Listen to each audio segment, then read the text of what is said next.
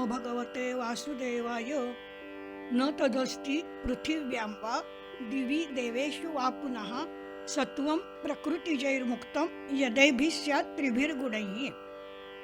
आत्तापर्यंत भगवंतांनी सत्वरजतमाचे वेगवेगळे होणारे भेद सांगितले, आहाराचे भेद सांगितले, यज्ञ तप दान सुख धृती बुद्धी या सगळ्यांचे प्रकार सांगितले. तर यावरून एक सिद्धांतच भगवंत सांगतायत की न तद अस्ति पृथिव्यां वा दिवी वा देवेषु पुनः सत्वं प्रकृतिजैः मुक्तं यत् एभिः स्यात् त्रिभिर्गुणैः. हे जे तीन गुण आहेत ते जगात सर्वत्रच आहे.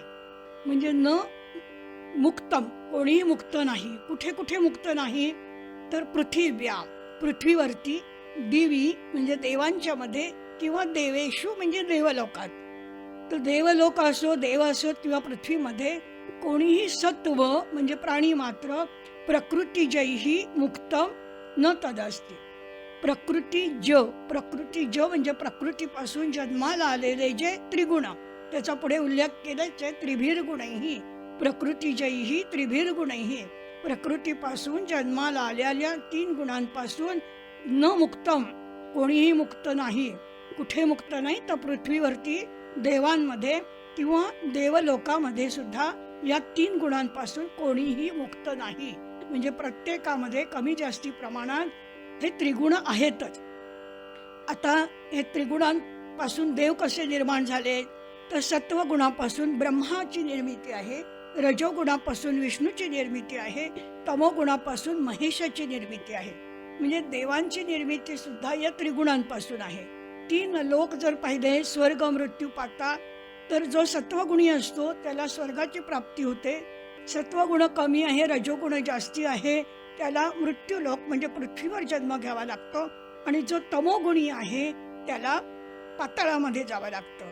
मग ह्याच्याच प्रमाणे वर्णाश्रम जे आहेत ते सुद्धा कसे त्रिगुणांवर आधारित आहेत ते भगवंत सांगताय की अशा प्रकारे नुसतंच देवांमध्येच नाही, देवलोकात नाही, तर पृथ्वीमध्ये सुद्धा सर्व प्राणी मात्र प्रकृतीनीच बांधलेले आहेत. म्हणजे प्रकृतीच्या त्रिगुणांनी बांधलेले आहेत. मग आत्तापर्यंत जे अनेकदा झालं की नियत कर्म करावं, विहित कर्म करावं, वर्णाश्रम धर्माने प्राप्त झालेलं कर्म करावं, हे वर्णाश्रम धर्म तरी त्रिगुणांवर आधारित कसे आहेत ते भगवंत आता सांगताय. यापूर्वी एकदा सांगितलं होतं की चातुर्वर्ण्यम मया सृष्टम गुणकर्म विभागशः तस्य कर्तारमपि मां विद्धि अकर्तारम अव्ययम. हे जे वर्णाश्रम आहे ते त्रिगुणांवर आधारित कसे आहेत ते भगवंत सांगताय की ब्राह्मण क्षत्रिय विषाम शूद्राणां च परंतप कर्माणि प्रविभक्तानि स्वभाव प्रभवैर्गुणैः. ब्राह्मण क्षत्रिय विष म्हणजे वैश्य आणि शूद्र यांची जी कर्माणी आहेत म्हणजे त्यांना वाटून दिलेली कर्म आहे. आता ब्राह्मणांनी अमुक कर्म करावी, क्षत्रियांनी अमुक करावीत वगैरे, ही जी वाटून दिलेली कर्म आहे ती प्रविभक्तानी, ती वाटलेली, ती कशावरती वाटलेली आहे तो महत्वाचा भाग आहे. स्वभाव प्रभवैर्गुणैः, त्याच्या गुणांवरती आधारित आहे. हे गुण म्हणजे कुठले? सत्व रज तमो गुण आहे. ज्याच्यामध्ये सत्वगुण अधिक आहे त्यांनी कुठलं काम करावं किंवा त्याला कुठलं काम करणं योग्य आहे जी त्याच्या प्रकृतीला मानवेल, अशा प्रकारच्या गुणांवर आधारित ही वर्णाश्रम व्यवस्था आहे. तर ब्राह्मण क्षत्रिय वैश्य शूद्र यांची जी कर्म आहे ती स्वभाव प्रभवैर आहे. म्हणजे त्यांच्या स्वभावातून जन्माला आलेले. स्वभाव म्हणजे स्वतःचं रूप, स्वतःचं अस्तित्व, ती जी जन्माला घेऊन आलेले आहे त्याच्यापासून प्रभव म्हणजे उत्पन्न झालेले जे गुण आहेत, म्हणजे प्रकृतीने सिद्ध झालेले जे गुण आहेत, त्याप्रमाणे ही प्रविभक्तानी म्हणजे वर्णाश्रम व्यवस्था विभागलेली आहे. आता हे चार वर्ण ठरले, ब्राह्मण क्षत्रिय वैश्य आणि शूद्र. हे चारही वर्ण समाजधारणेला आवश्यक असतात. पण समाजधारणेला अध्ययन अध्यापन कोणीतरी करायला पाहिजे, कोणीतरी शत्रूपासून प्रजेचं रक्षण करायला पाहिजे, व्यापार असला पाहिजे आणि या सगळ्यांची सेवा करणारं ही कोणीतरी वर्ग असला पाहिजे. हे चारही वर्ण योग्य स्थितीत असतील तर समाजधारणा होईल. सगळेच जर म्हणले आम्ही क्षत्रिय होणार, आम्ही व्यापार करणार, तर समाजधारणा होणार नाही. म्हणून प्रकृतीजन्य गुणांमुळे ही चतुर्वर्ण व्यवस्था निर्माण झालेली आहे. आता प्रत्येक वर्णाची कामं कोणती आहेत ते भगवंत सांगतात. शमो दमस तपशौचम शांतिरार्जवमेव च ज्ञानम विज्ञानम आस्तिक्यम ब्रह्मकर्म स्वभावजम. आता ही जी वाटलेली कर्म आहेत त्याच्यामध्ये ब्राह्मणाची कर्म प्रथम सांगितलेत, म्हणजे ब्रह्मकर्म ही प्रथम सांगितली आहे. त्यातलं पहिलं आहे शम.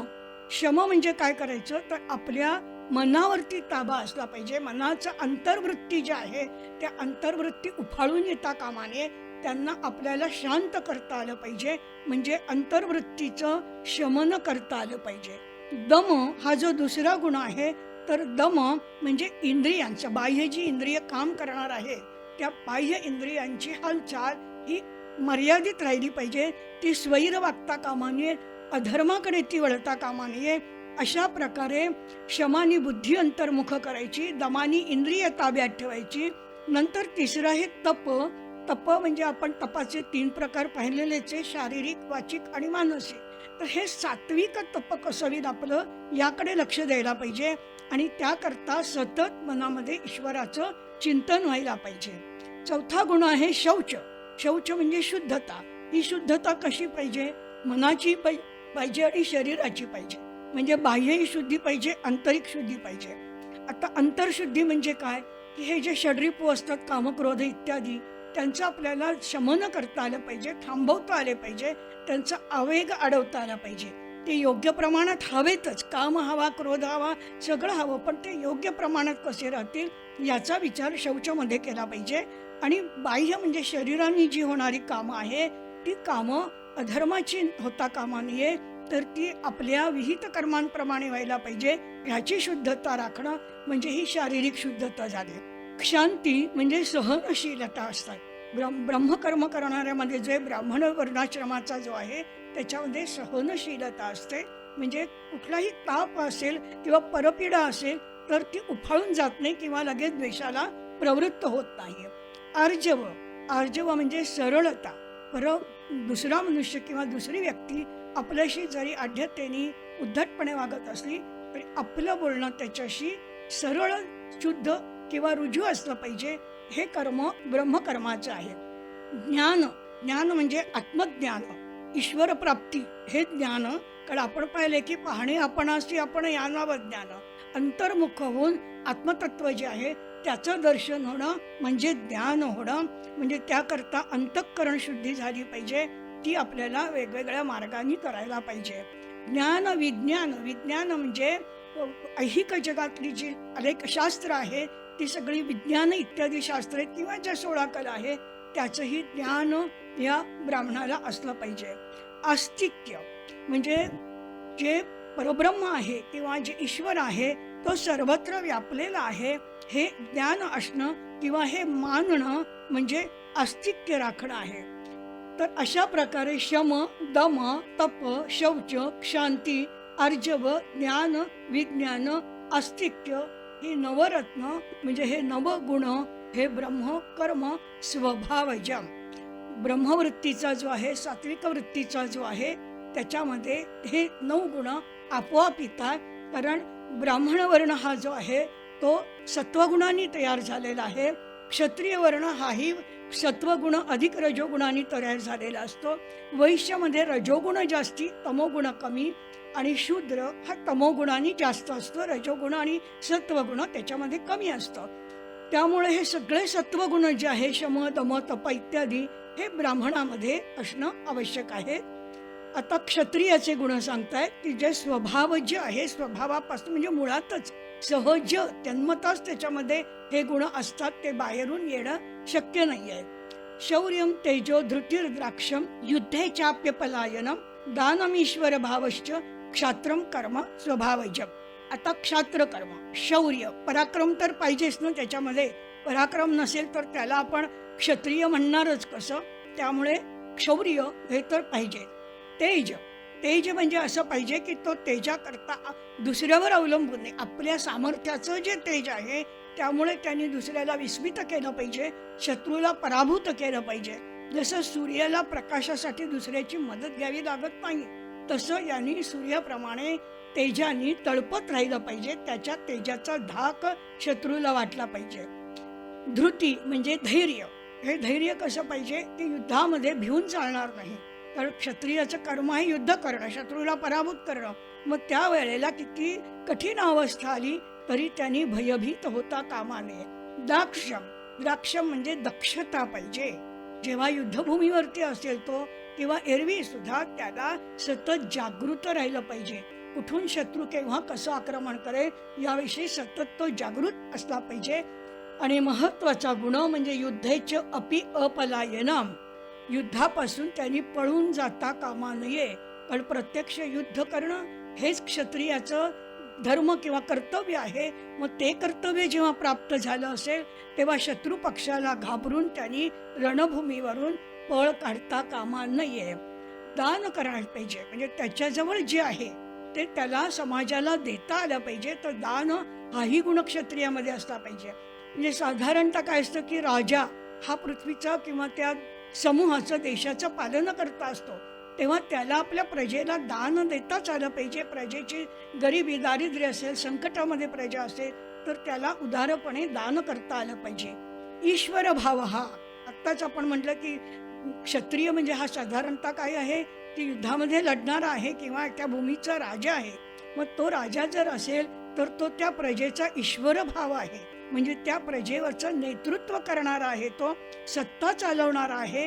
तर अशा प्रकारे शौर्य, तेज, धृती, द्राक्ष, आणखीन युद्धे अपलायनम, दानम, ईश्वर भाव हे गुण क्षत्रियाचे म्हणून गणले जातात.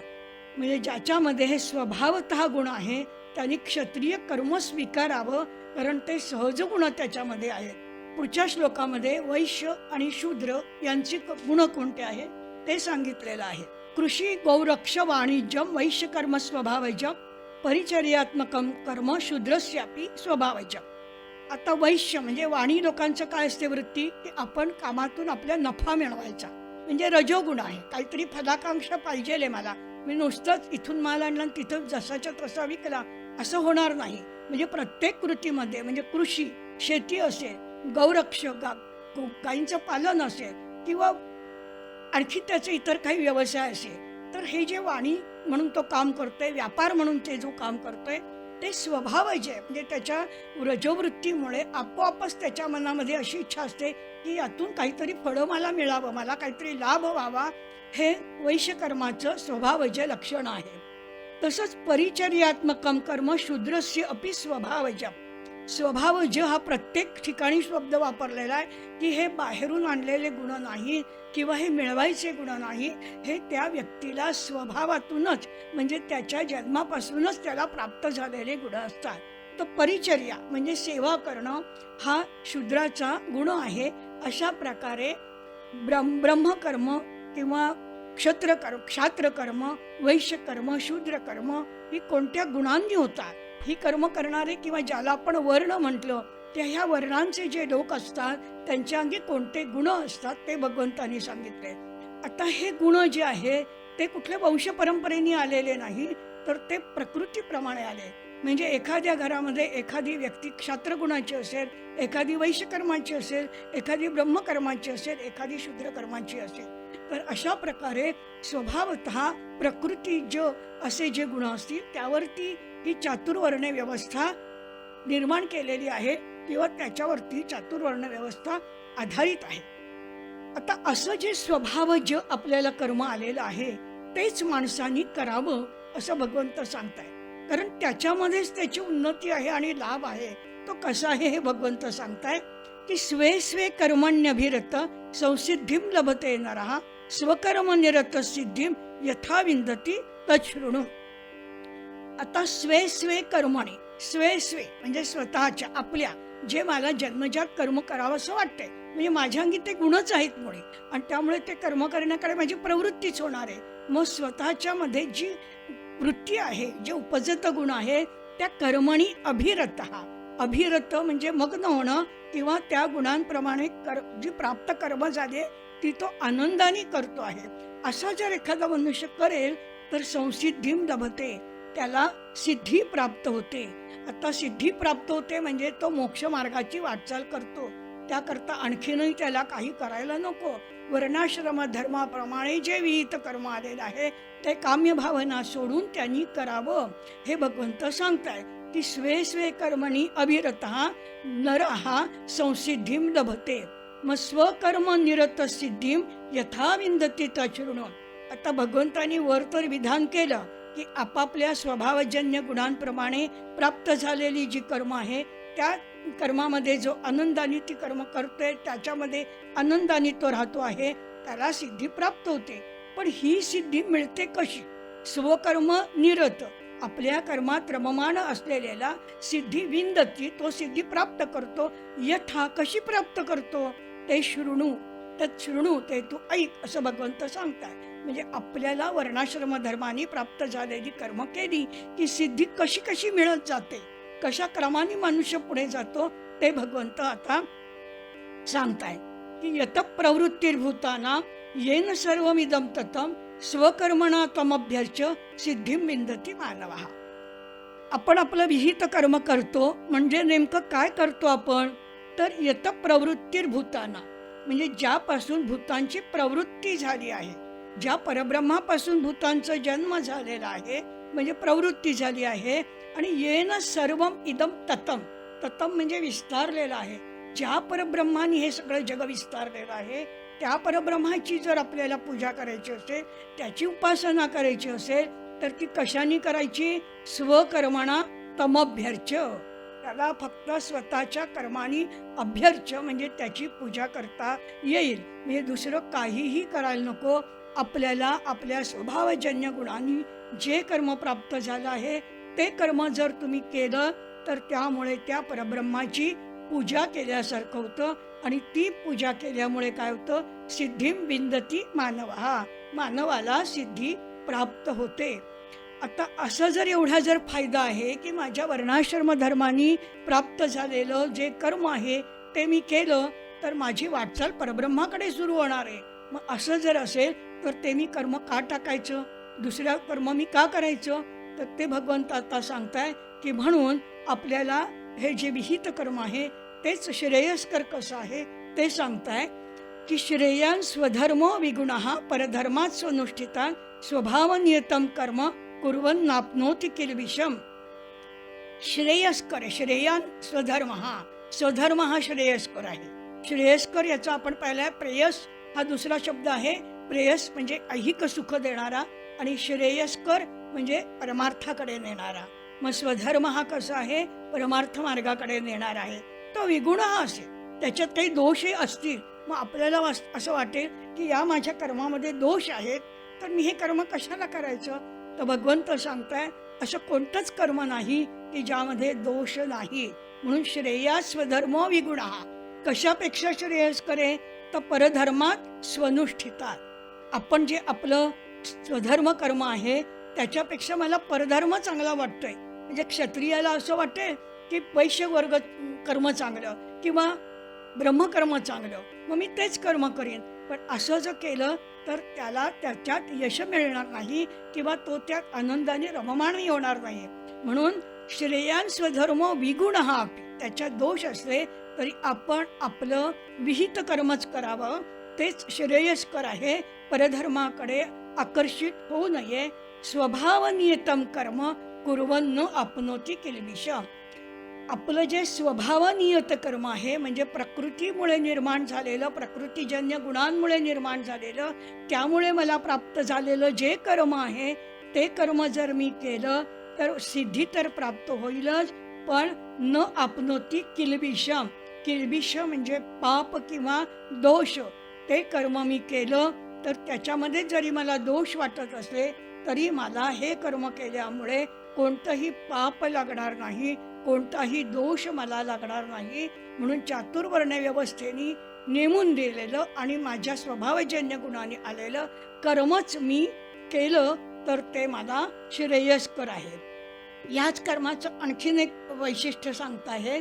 सहजम कर्म कौंतेय सदोषमपि न त्यजे सर्वारंभा हि दोषेण धूमे नाग्निरिवावृता. सहज, सहम आणि ज असे दोन शब्द आहेत त्याच्यात. ज म्हणजे जन्माला आलेलं, सह म्हणजे बरोबर, आपल्या बरोबर जन्माला आलेलं कर्म. सदोषम अपि, त्याच्यात दोष असतील तरी न त्यजे, हे सोडून देऊ नये असं भगवंत पुन्हा पुन्हा सांगताय की ते कर्म सोडू नका, तेच कर्म करत राहा. कारण काय आहे? सर्वारंभाही दोषेनं धूमेनं अग्निही इव आवृता. अग्नी आहे पण अग्नी पेटण्याकरता पहिल्यांदी धूर येतोच ना. म्हणजे पहिल्यांदी धूर आहे आणि मग अग्नी आहे. म्हणजे अग्नी त्या धुमानी झाकला गेलेला आहे, आवृत आहे. धूमेन अग्निही इव आवृताहा. म्हणजे प्रत्येक कर्मामध्ये काही ना काही दोष आहे. कसं आहे, आरंभालाच दोष आहे.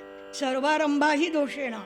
आरंभाला जरी दोष असतील तरी सुद्धा आपण ते कर्म सोडायचं नाही. कारण एकदा तो दोष निघून गेला की आपल्याला ते कर्म कसं श्रेयस्कर आहे ते आपल्याला जाणवेल. म्हणून अमरत्व देणारं आणि परब्रह्माकडे नेणारं असं हे जरी आरंभी दोष असलं तरी ते आपण करावं.